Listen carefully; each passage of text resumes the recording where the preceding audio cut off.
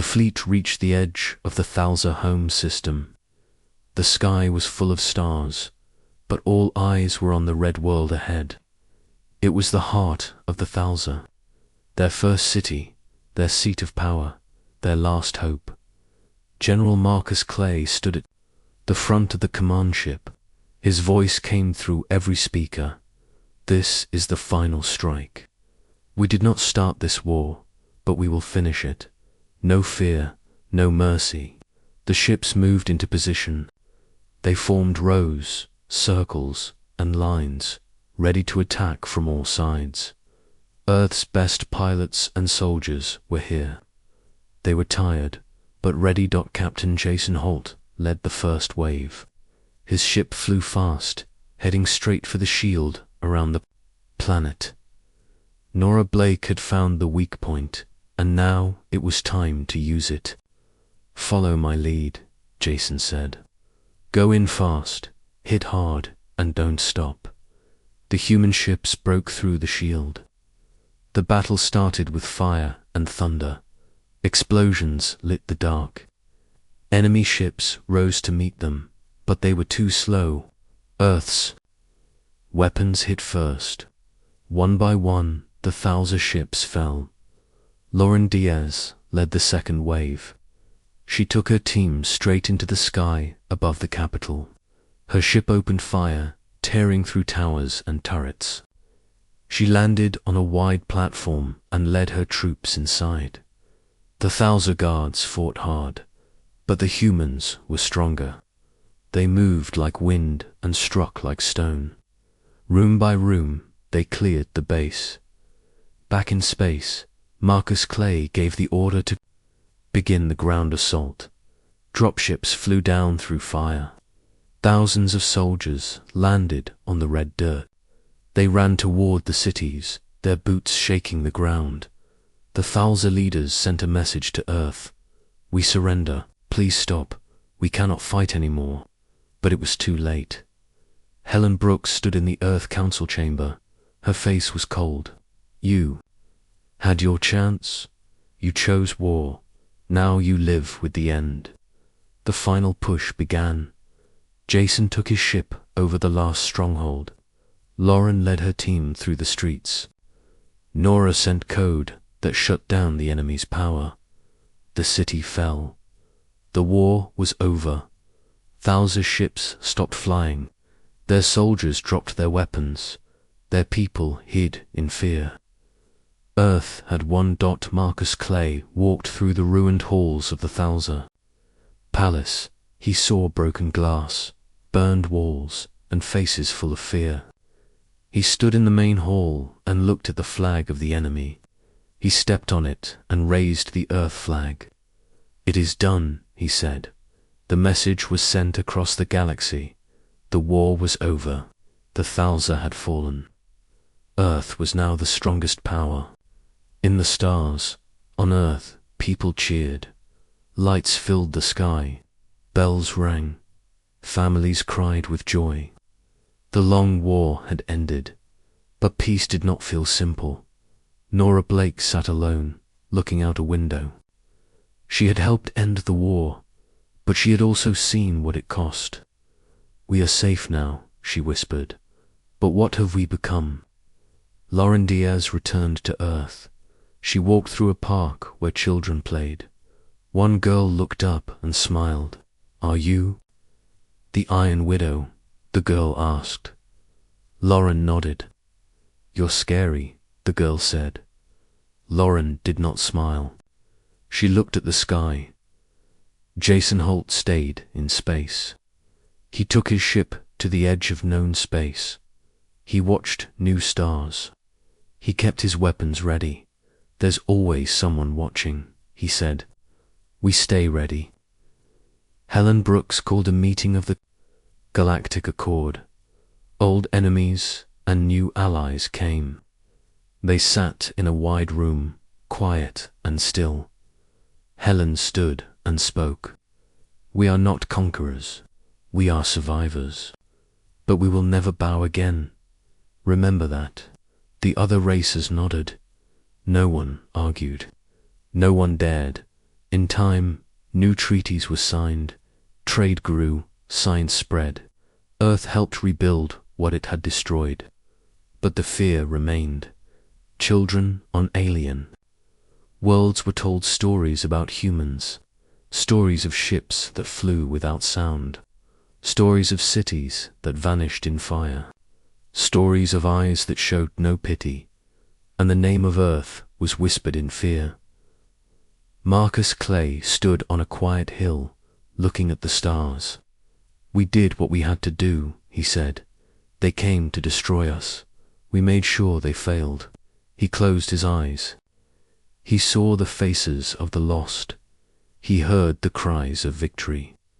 He felt the weight of history, and he knew it would never be forgotten. Earth was no longer just a world. It was a warning to all who dreamed of war. The stars now spoke with one voice. Do not wake the humans. Do not test their fire. Do not bring them war, because if you do, the galaxy will tremble again, and Earth will rise once more. After the fall of the Thouser, the stars were quiet. There were no more battles, no more fire in the sky. But silence does not always mean peace. In the shadows of ruined worlds, something new began to grow. Jason Holt sat on the deck of the Nightfall, watching the stars. He had fought too long, seen too much, but even in quiet space, he did not rest. "They fear us now," he said, "but fear does not last forever. Someone will challenge us again." His ship flew through old battlefields. He looked at the wreckage, the floating metal, and broken flags. The war had ended, but the scars remained. On Earth, people lived better lives. Cities were rebuilt, farms grew green again. The skies were clear. But deep inside, the memory of war stayed. Lauren Diaz taught young soldiers now. She walked through training fields, her voice strong. "You do not fight for power. You fight to protect. Remember that." The young ones looked at her with wide eyes. They knew her name. They had heard the stories, but they did not know the weight she carried. In the halls of Earth's Council, Helen Brooks worked to keep the new peace. She spoke with leaders of other worlds. She made deals and promises, but many of the aliens still looked at her with fear.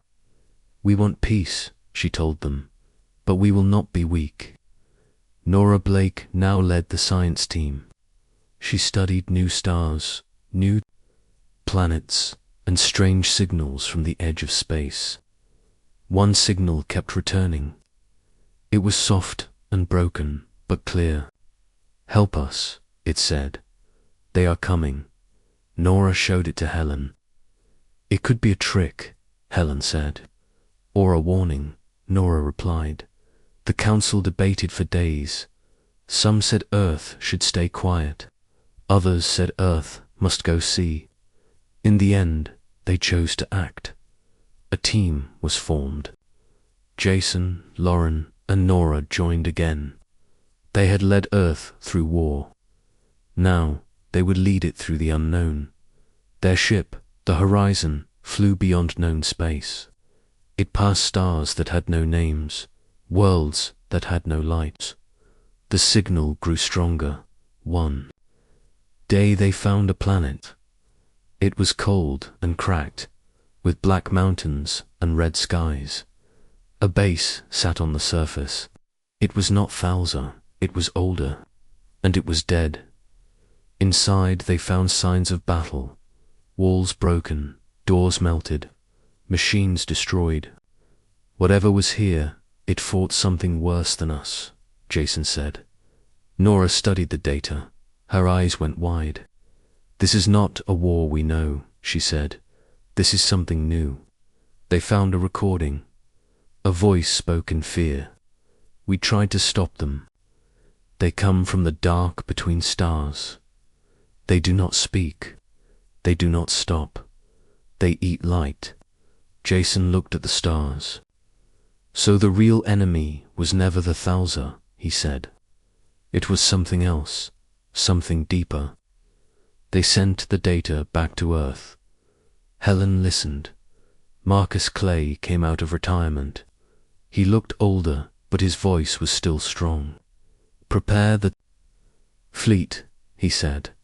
The Earth Council sent out a call. Ships were built, soldiers trained, old allies were warned. Some came to help, some ran to hide. A few refused to believe, but Earth believed. They had seen what was coming. Jason, Lauren, and Nora returned to Earth. They stood before the council. We may face something we cannot kill, Lauren said. Then we slow it down, Jason said. We protect who we can. Nora brought new plans. She had designed weapons based on the strange energy found on the dead planet. It was not perfect, but it was a start. The people of Earth did not cheer this time. They did not wave flags. They packed supplies. They hugged their children. They looked at the stars with quiet eyes. The new enemy did not come fast. It did not come loud. It came like a shadow. First, a small star went dark. Then a station stopped calling. Then a whole sector was gone. Helen stood before the galaxy's leaders. This is not just Earth's fight. This is everyone's fight. Help us, or you will face it alone. Many joined, not out of friendship, but fear. The new war had no name, no face, only silence and loss. Jason flew into the first battle. The enemy was black, twisted, and cold. It moved without sound. It struck without warning. Ships vanished. Worlds faded. But Earth fought back. Lauren led a ground team on a frozen world. They faced creatures made of smoke and metal. She fought, with fire and blade. Her team stood firm. Nora used her machines to find patterns. She found ways to slow the enemy, not stop, but slow. Marcus Clay returned to space. He led the fleet like in the old days. His voice gave hope. His orders brought light. The war was long. Many died, but the line held. For now, Jason stood once more on the deck of his ship. He looked at the stars. We thought we were done, he said, but maybe humans were made for this, to fight, to stand, to protect. And so the galaxy watched again. The name of Earth, once feared, was now spoken with hope, because when the true darkness came, it was the humans who stood first. The war was no longer just about ships and guns. It had become a war of fear. The name of Earth now echoed across the stars. Some alien races began to speak in quiet voices when they said the word human.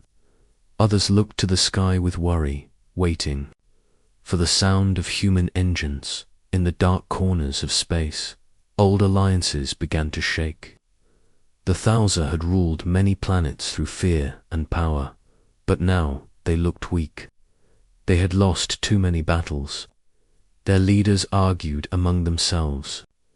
Their people grew afraid. One race called the Solari had once stood beside the Thouser. They lived on blue worlds covered in oceans. They sent spies to watch human fleets. What they saw shocked them. The humans did not just fight. They hunted. They tracked down enemies with cold care. They used traps, tricks, and force. No place was safe. Nora Blake sat in a room filled with screens and lights. Her eyes moved from one image to another. She had become the chief strategist. Her mind worked like a machine. She did not smile often. She saw the war as numbers and maps. If we hit there, come center here, she said, pointing at a small red dot. They will lose all signals in this region. Then we move fast. The room listened. Jason Holt nodded. Lauren Diaz stood with her arms crossed, already thinking about the strike. The plan worked. Human ships jumped in, destroyed the Thalza signal post, and left before the enemy could react. For days, Thalza ships floated without orders. Some crashed, some were taken, some ran dot in space. Speed means power. And now, Earth was fast. Other alien races began to worry. Some, like the Varnok, closed their borders. Others, like the Thoran, sent messages to Earth. They asked for talks. They said they wanted peace. Helen Brooks, the leader of Earth's Council, read their messages carefully. They see what we have become, she said. They fear what we might do next. She met with her team in a tall glass tower on Earth. Behind her, the sky was blue. In front of her, maps of stars blinked with red and green lights.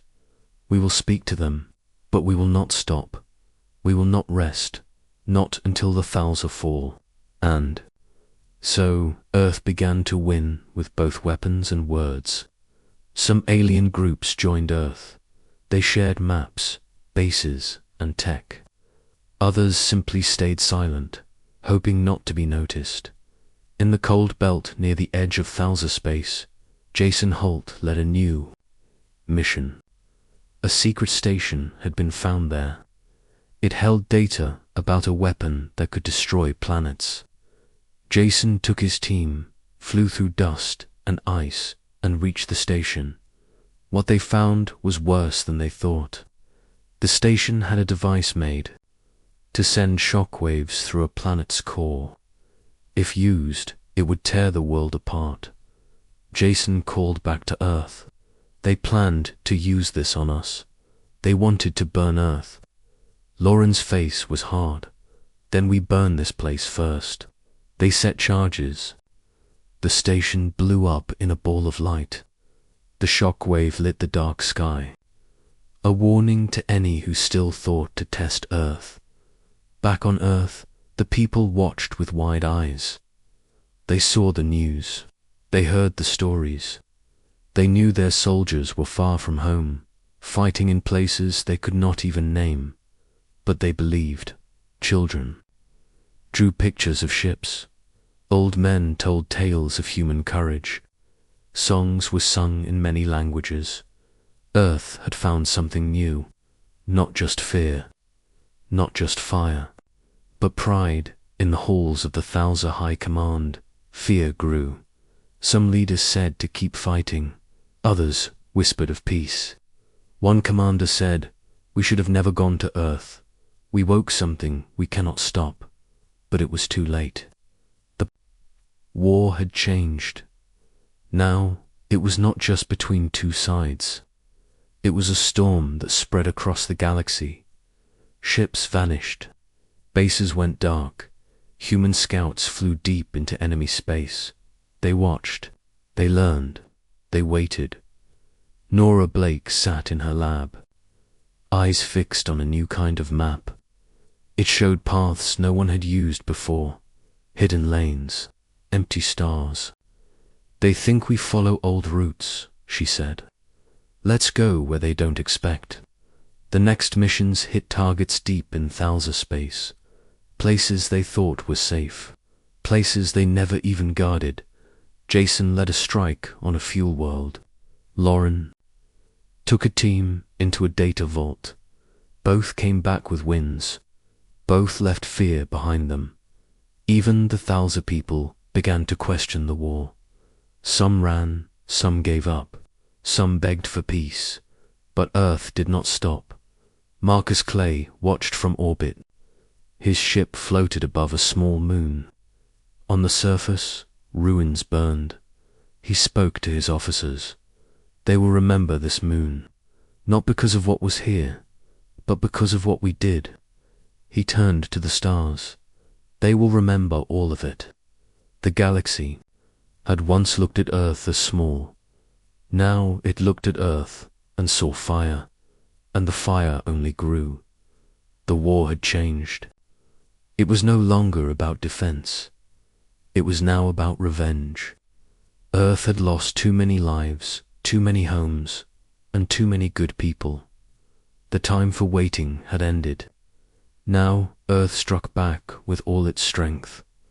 General Marcus Clay stood in the war room, looking at the red dots on the map. Each one was a Thouser world. Each one would fall. We hit them hard. No more warnings. No more mercy, he said. The room was silent. Then the officers nodded. The new plan was simple. Burn every base, destroy every factory, crush every fleet. The Thouser had made the war brutal. Now Earth answered with more fire. Captain Jason Holt led the first wave. His ship, the Nightfall, flew through deep space toward a large Thouser city on a desert planet. The city had tall towers and strong walls. It also had weapons and troops. But Jason's fleet was fast and well armed. He gave the order. The sky turned red. Missiles fell like rain. Beams of light cut the towers down. Troops landed on the ground, moving fast and without fear. Within one day, the city was gone. Lauren Diaz led the second wave. Her target was a space station where Thouser leaders held meetings. She took a smaller team, moved in quiet, and placed charges across the station. When the blast came, it was seen from nearby planets. The message was clear. Nowhere was safe. The Thouser screamed for help. They called old allies, but many did not answer. Some were too afraid. Others had already joined Earth. The fear had spread. Helen Brooks stood before the Council on Earth. Her voice was calm, but her words were sharp. We gave them a chance. They chose war. Now we show them the cost. She sent messages to old enemies. She promised safety if they helped. Some agreed. Others tried to trick Earth, but failed. Earth had eyes everywhere now. Even races that had stayed out of the war began to speak. The Zalek, who lived in crystal cities, sent a gift of rare metal. The Orin, a quiet people with no ships, sent maps. The galaxy was watching, and many had chosen to side with Earth. Back in space, the battles grew more cruel. Thouser worlds burned. Ships were broken into pieces. Ground forces marched through alien streets, taking control. Human soldiers fought with skill and heart. They wore black armor, and their faces were hard. Lauren became known as the Iron Widow. Her name was whispered by enemy troops. They said she never lost a battle, that she never showed pity. Jason's name was also feared. He was called the Ghost Captain because his ship appeared and vanished like smoke. He struck fast and left nothing standing, but not all were proud. Of the war, Nora Blake sat in her lab, watching the numbers rise. More kills, more cities lost, more lives ended. She spoke to Helen Brooks.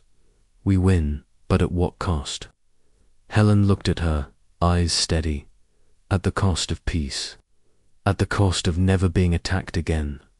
Nora nodded, but her heart was heavy.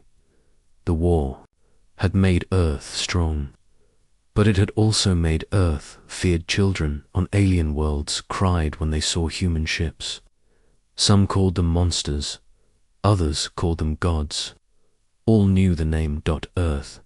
The Thouser begged for peace. They sent messages. They offered land, tech, and gold. But Marcus Clay refused. We don't want gold. We want an end.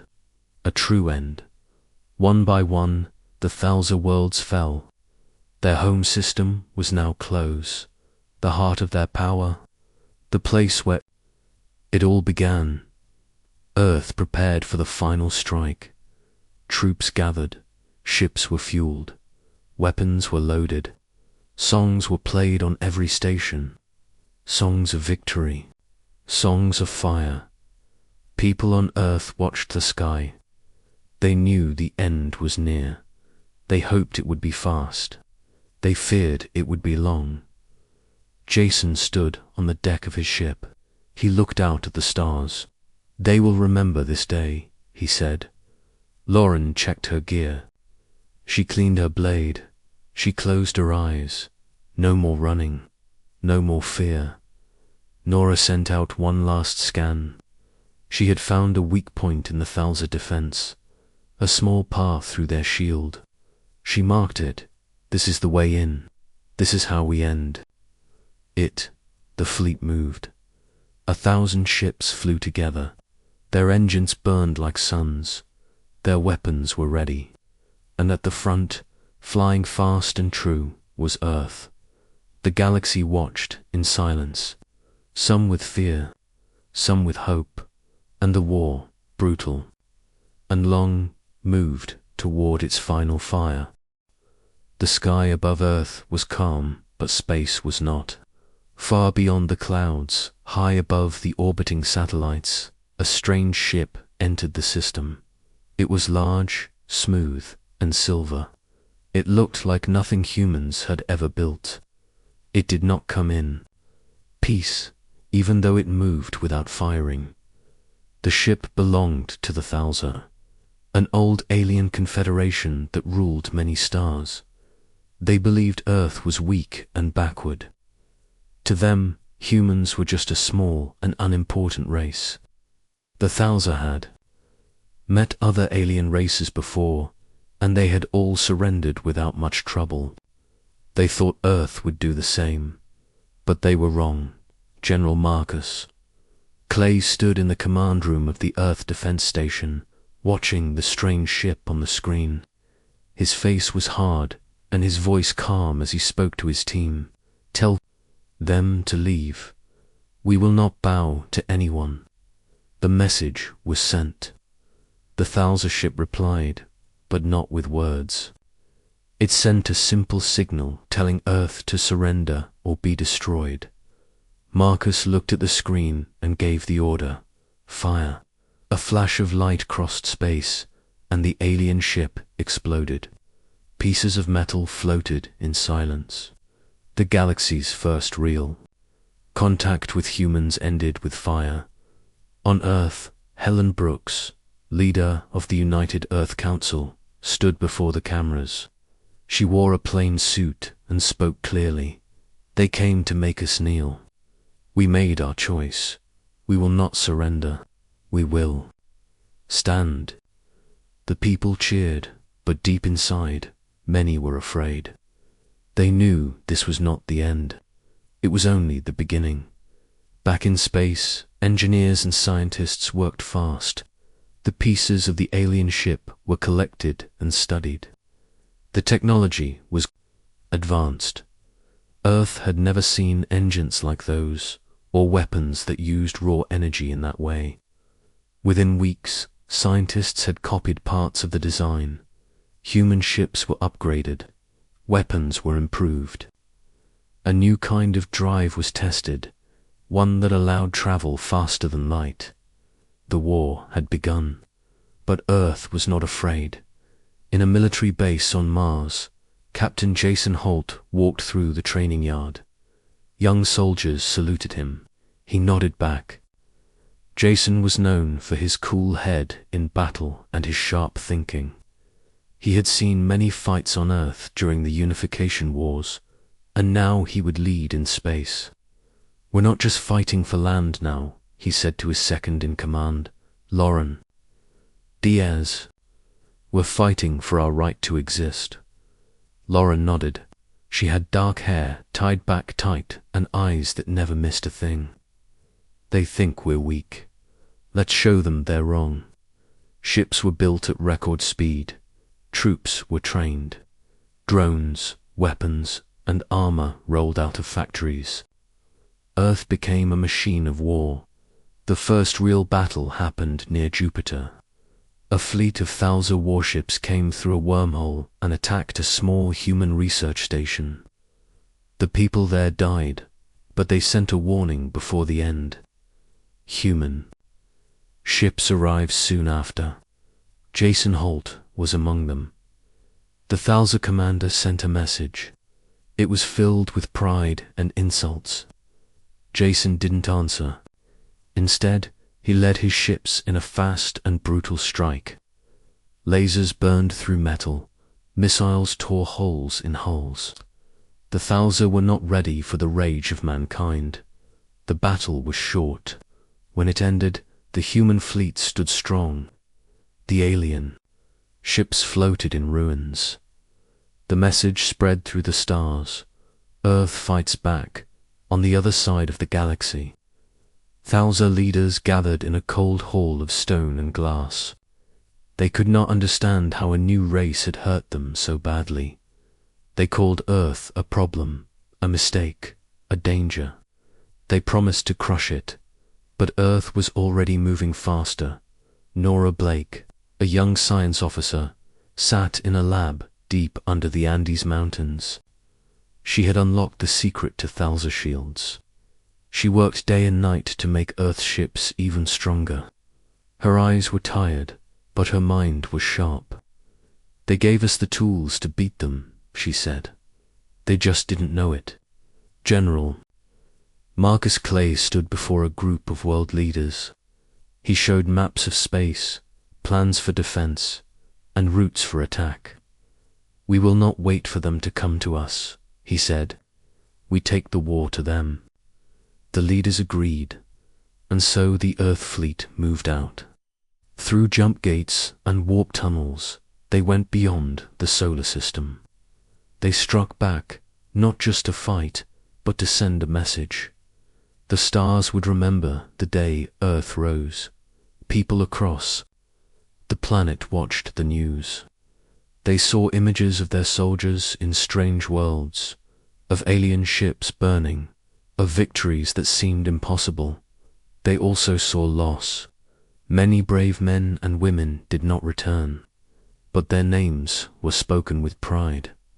A small boy in a school in Nairobi pointed at the screen and said, "One day I'll fly a ship. I'll fight for Earth." The war had only just begun, but already the galaxy had changed. The name of humanity was now spoken with care. Some said it with anger, some with fear, but none with doubt. In space, among the stars, a new power had risen, and it did not plan to fall. The sky above Earth was safe for now, but far out in space, danger moved fast. The Thalza were angry. They sent large fleets to attack the outer colonies of Earth. These were small stations on moons and planets far from home. The aliens wanted to hit hard and fast. The first attack came at Vega 7, a mining world with only a small defense team. The Thalza ships came through the black sky like knives. The people on Vega 7 tried to fight, but they were too few. In less than 1 hour, the colony was gone. The news reached Earth within minutes. In the command room, General Marcus Clay stood still. His jaw was tight, his hands behind his back. "They want to scare us," he said. "They want us to run." But Earth did not run, they fought back. Captain Jason Holt was given command of the new fleet. His ship, the Nightfall, led a group of fast and powerful warships. With him was Commander Lauren Diaz, now known for her cold skill in battle. Together, they planned to strike where the Thalza did not expect. Their chance came at the Vorex Belt, a place full of broken rocks and ice. A Thalza fleet had stopped there to repair. Jason saw it as the perfect spot for a surprise attack. The human fleet dropped out of warp just behind the belt. They moved fast, using the rocks for cover. Their weapons were ready. Jason gave the order, "Fire." The sky lit up. Red and blue beams shot across space. Explosions filled the dark. The Thalza tried to fight, But they were not ready. Their ships fell one by one. Lauren led a group of smaller ships into the center and broke their line. The human fleet lost a few ships, but the enemy lost many more. It was a clear victory. News of the win spread fast. People on Earth cheered. Flags were raised. The dead were named and honored. The living prepared for the next battle. Back on Earth, the cities were calm but ready. Bunkers were built. Schools taught children what to do if the sky turned red. Still, hope grew stronger. Earth had won battles, and now it believed it could win the war. In space, the fleet moved again. Jason and Lauren were sent to protect a research base on Delta 9. The Thalza had tried to attack it twice, but failed each time. The base was important. It held new weapons and better shields, thanks to Nora Blake's team. Nora had now joined the fleet. She was quiet and focused. She worked day and night in her lab on the ship Ember. She looked at screens, ran tests, and talked little. But her work changed everything. "This field will stop their blasts," she told the captain. "It turns their energy back on them." And it did.